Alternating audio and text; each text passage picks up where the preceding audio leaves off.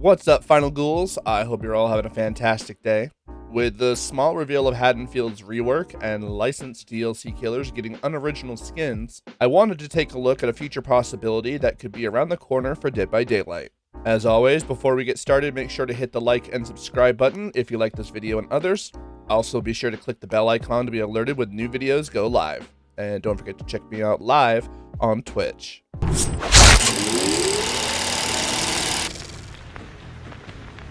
As many of you know, Behavior has been experimenting with specialty skins for its various killers in the realms of Dead by Daylight. Most recently, we were blessed with the Huntress Legendary of Baba Yaga and the Trickster's Cupid Cosmetics. Each of these cosmetics stands out with its various voice lines and idle animations.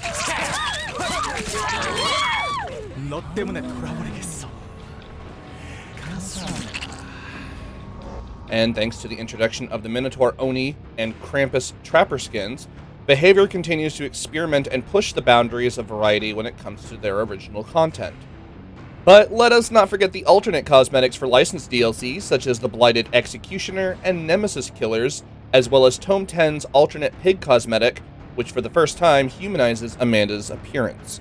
So where does Behavior go from here? With the 6th anniversary looming just over the horizon, we have time to speculate one of fans' most desired possibilities. Freddy Krueger.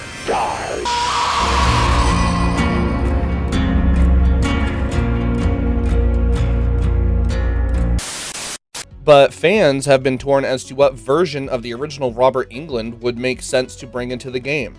As it just so happens, 2022 would have marked the 35th anniversary for Nightmare on Elm Street 3 Dream Warriors, and would have proved for a perfect marketing promotion back in February. However, that timeline has come and gone, though it doesn't mean it wouldn't be still possible. With this theorized cosmetic set, we could have brought in two versions of Freddy Krueger from the film, his default red and green sweater look, as well as his dress suit.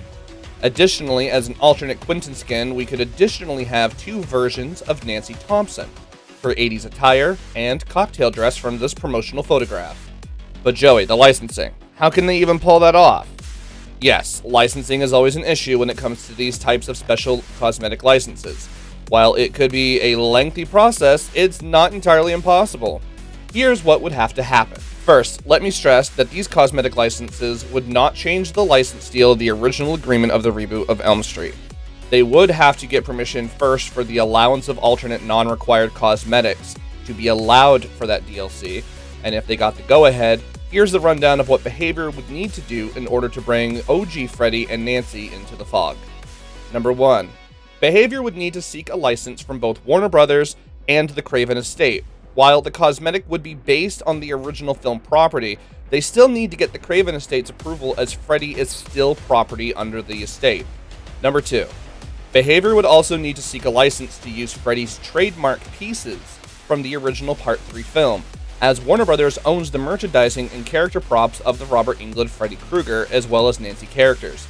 This includes the film's version of the sweater, fedora, nightmare glove, his makeup, and any and all things related to those characters shown on screen. Number 3.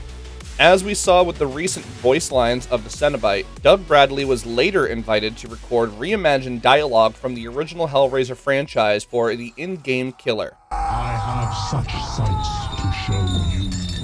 So it would only make sense that Dead by Daylight seek out the actor, as the Dream Warrior fans would be rioting if Robert's voice lines had not been included in these alternate cosmetics. The prime time, bitch!